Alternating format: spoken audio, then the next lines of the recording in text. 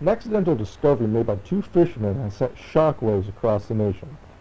Around 4 p.m. on Christmas Eve, Ralph Grassman and Michael Tillman were reeling in the last batch of catfish when something on the ice caught their eye. It looked like a bicorn, one of those hats from way back when, said Grassman, the others of the two who also organized the trip.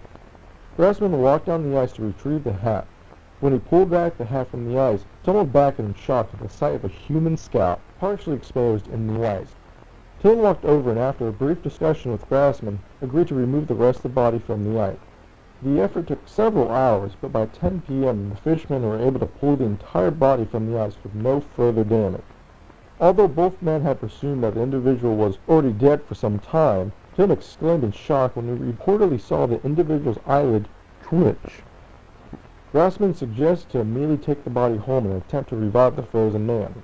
They proceeded to carry it back to Grassman's apartment. They laid the body in a full bathtub, gradually raising the water's temperature throughout the night to prevent shock. Grassman claims to have learned this technique from a pulp magazine he had read as a child. At 2 a.m. the following morning, Tillman claimed that an individual briefly regained consciousness and shouted, "Victory or death," while Grassman arrested in the living room.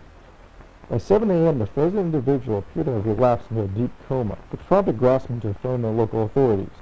When asked why he hadn't called medical personnel earlier, Grassman told reporters that he didn't want to risk the lives of the first responders, who had been driving on slippery roads in the dark. Shortly after being phoned, paramedics arrived and rushed the frozen man to the Delaware State Hospital.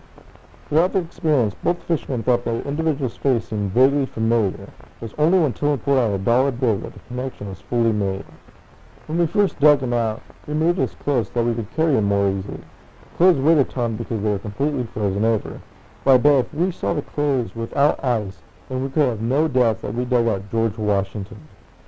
Although Delaware State Hospital has declined to comment on the identity and the condition of the man, Grassman brought the bicorn hat from the previous day to the Delaware History Museum, where historians confirmed it to be an authentic piece from the 18th century. The validation raised more questions than answers, as further research revealed that no Washington reenactors or artifacts have been reported missing. Grassman believes that the man he dug out from the ice is the true George Washington, and that the former president had become gravely ill while crossing the Delaware River.